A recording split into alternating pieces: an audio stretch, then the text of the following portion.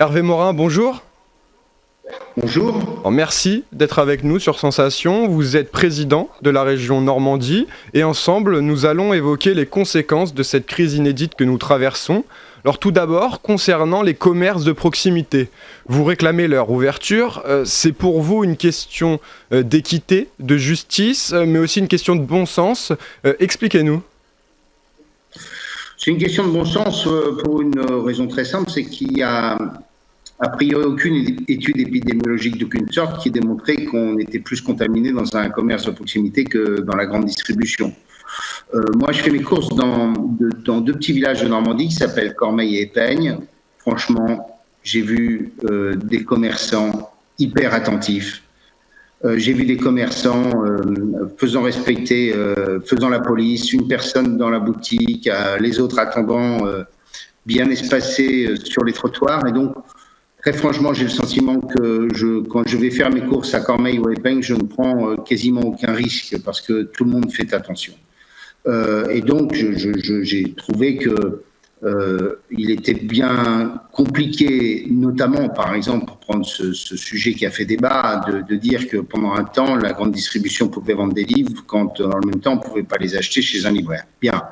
Alors, comme on est dans le royaume de l'absurdie, on a décidé de la pire des décisions, c'est-à-dire d'interdire à tout le monde. En sachant que, d'ailleurs, il y a éventuellement un certain nombre de process, si j'en crois ce qu'on a pu me raconter, qui permet au bout du compte de passer outre, par exemple, la vente de livres en disant vous commandez le livre et puis vous irez le chercher à la caisse. Bien, quand on est dans la grande distribution. Donc, ce que je dis simplement, c'est que les Allemands avaient trouvé un bon système intelligent, qui est celui de dire un client par 10 mètres carrés de surface. Je pense qu'avec un tel système, on pouvait largement faire en sorte que le commerce de proximité puisse rester ouvert, tout en ayant, bien sûr, comme règle que le principe, c'est le confinement, bien entendu. Alors séparer les commerçants entre ceux qui sont essentiels et ceux qui sont non essentiels, c'était pas la bonne méthode selon vous? Vous avez vu que nos compatriotes ont souligné à l'infini ce qui était vécu comme essentiel sur certains produits qui ne l'étaient pas.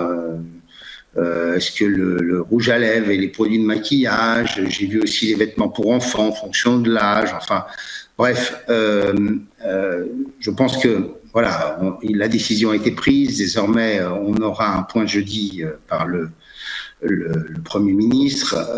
Très clairement, il faut que cette période soit la plus courte possible pour faire en sorte que nos commerçants ne finissent pas totalement sur la paille. Alors les commerçants, qu'ils soient petits ou grands en Normandie, quels sont les retours que vous avez d'eux?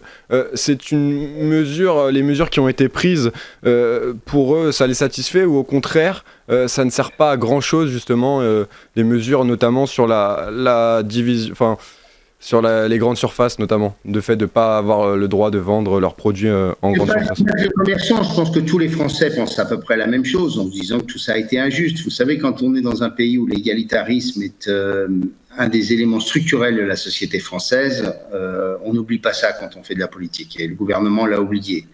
Bon, voilà, c'était il y a 10 jours. Maintenant, il faut passer aux choses suivantes. Les choses suivantes pour nous, c'est par exemple la région, comment accompagner celles et ceux qui sont le plus en difficulté. Il y a les dispositifs de l'État.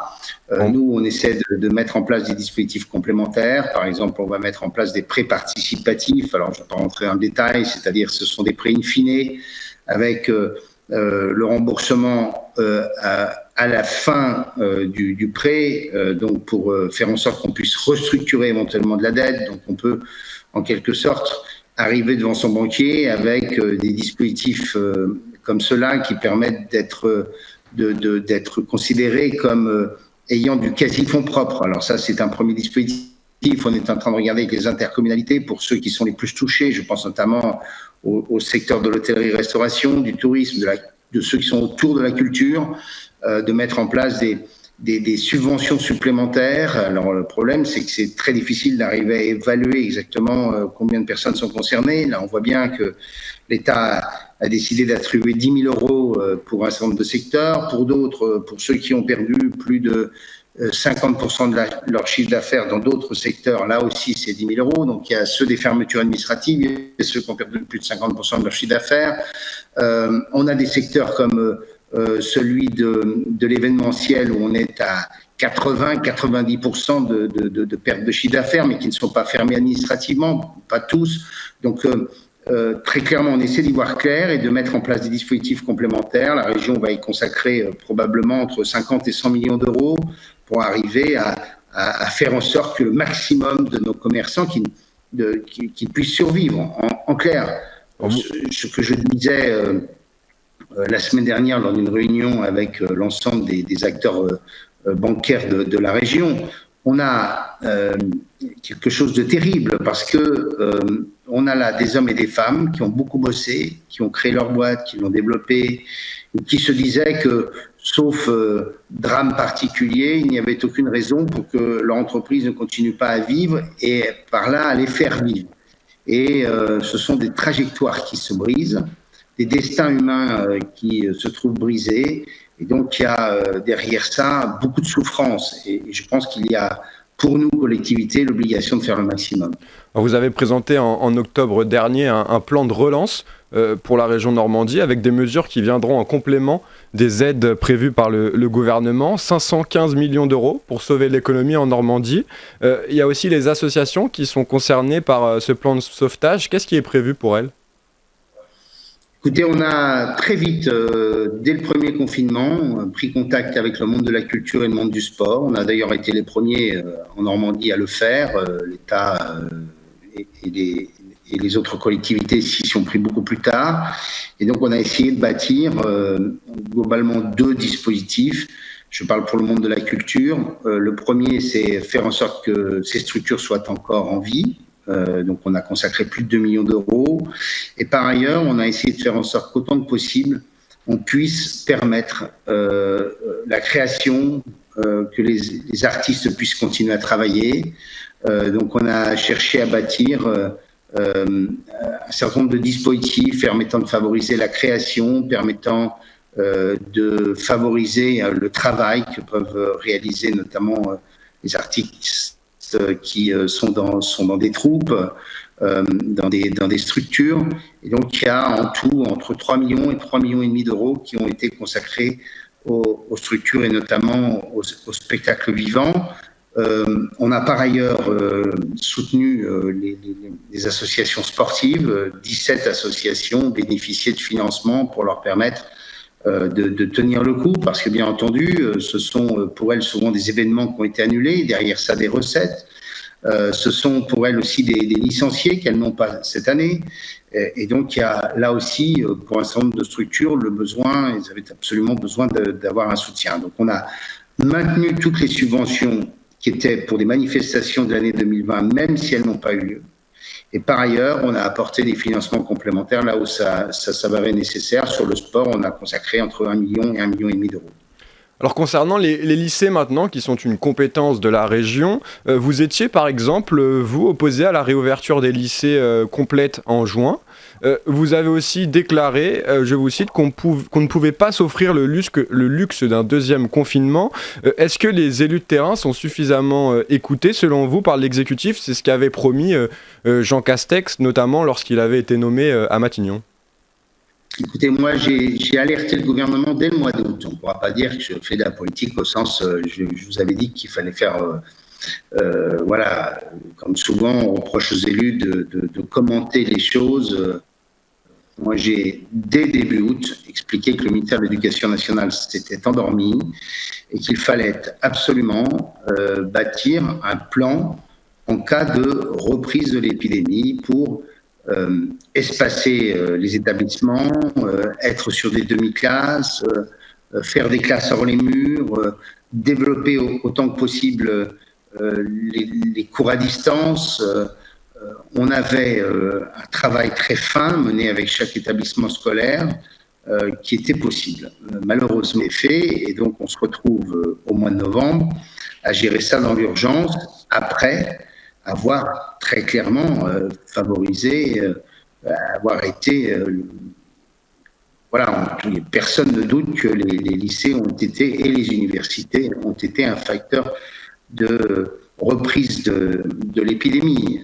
Je pense que ce ne sont pas les populations, disons-le, moi j'ai des enfants de cet âge, ce ne sont pas les populations qui sont les plus prudentes à l'égard de l'épidémie. Et donc très clairement, on a beaucoup de mal à faire respecter les règles de distanciation parce que les classes sont des classes pleines, parce que les élèves sortent des établissements scolaires et par exemple, regardez les attroupements à la sortie des lycées et vous voyez bien que les consignes qui sont données ne sont pas toujours exactement respectées.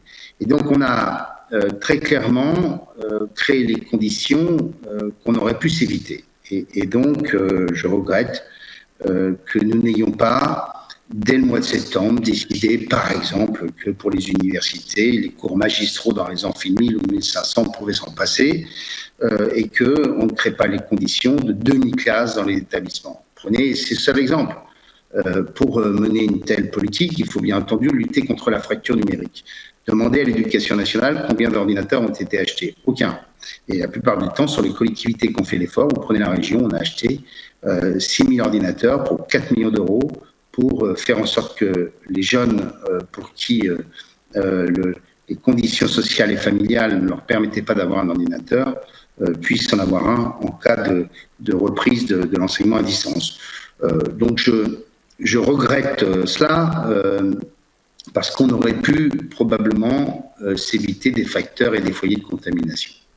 Alors en ce moment, j'imagine que vous portez une attention toute particulière aux hôpitaux et dans les services de réanimation particulièrement. Il y a toujours des polémiques sur les fermetures de services, de nombre de lits. Il y a par exemple seulement 20 lits de réanimation dans le département de l'Eure. Est-ce qu'il faudra, une fois la crise passée, engager une réflexion sur la situation des hôpitaux dans la région en Normandie ? Écoutez, très clairement, je pense que la crise du Covid aura des modernes et développé comme le nôtre doit avoir une attention plus importante sur le secteur hospitalier. Je profite pour dire que Olivier Véran, à plusieurs reprises, durant le printemps, avait annoncé qu'il y aurait 14 000 lits de réanimation à l'automne. Il n'y en a pas 14 000. Aujourd'hui, s'il y en a 6 500, 7 000, 7 500, 8 000, ce sera le bout du monde. Donc en clair, s'il avait, je pense que la première mesure que le gouvernement aurait dû prendre dès la fin du premier confinement, c'était de dire, OK, on n'arrivera probablement pas à avoir 20 000 ou 25 000 lits de réanimation, mais très clairement, on va mettre le paquet pour qu'on en ait un maximum. Ça n'a pas été fait. Je rappelle que j'ai fait chiffrer ça par un directeur général d'un CHU, un lit de réanimation en fonctionnement et à l'année, en équipement et en fonctionnement, c'est à peu près 500 000 euros. Vous voyez bien que plusieurs milliers de lits de réanimation en plus, ça coûterait beaucoup, beaucoup moins cher que ce que coûte le soutien à l'économie aujourd'hui. Puisqu'en clair, si on a confiné, c'est parce qu'on a très clairement des lits de réanimation insuffisants. Donc, moi, ce que je souhaite, c'est qu'on tire les conséquences et les conclusions de ce que nous avons vécu pour que nous ayons suffisamment à l'avenir de personnel formé et de personnel en capacité de pouvoir donner les meilleures conditions de travail au personnel de santé. Alors pour finir, j'aimerais évoquer avec vous les élections régionales qui sont prévues pour l'instant toujours en mars 2021. Alors selon vous, ces élections, est-ce qu'elles doivent être reportées ou est-ce qu'elles doivent se tenir ? Je crois qu'en mars, ça me paraît très difficile. Je vais penser en la tête à autre chose. Je pense qu'il y a aujourd'hui pour beaucoup de nos compatriotes des questions qui sont quasiment des questions vitales. Est-ce que mon commerce va tenir ? Est-ce que mon entreprise va tenir ? Est-ce que je vais conserver mon bout franchement, ça me paraît très difficile. Je pense que la bonne solution est afin de se dire qu'à la fin du mois de juin, on sera peut-être dans un climat plus propice pour qu'il puisse y avoir une élection. Mon sentiment, c'est que des élections en juin, ce serait une bonne chose. Après, très clairement, ça ne sera plus possible. On sera trop proche de l'élection présidentielle. Donc on peut espérer qu'en juin, on aura là un climat qui sera plus facile pour organiser des campagnes électorales. Alors, votre homologue breton, Loïc Chéné-Girard, plaidait, lui, dans une tribune pour le développement du vote en ligne pour ces élections régionales. Qu'est-ce que vous en pensez ? Écoutez, pourquoi pas, mais je pense que la question de l'abstention aux élections n'est pas simplement liée à une question de modalité. C'est vrai qu'on pourrait les moderniser, mais la question, elle est d'abord celle de la crise démocratique que la France vit.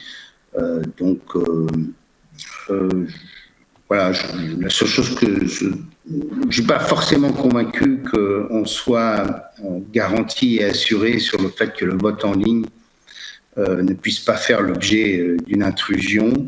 Donc j'ai beaucoup de méfiance sur tous ces systèmes. Merci Hervé Morin d'avoir été avec nous. À bientôt. Je rappelle que vous êtes le président de la région Normandie. Vous pouvez retrouver cette émission en podcast audio et vidéo sur notre site ou sur notre application Radio Sensation.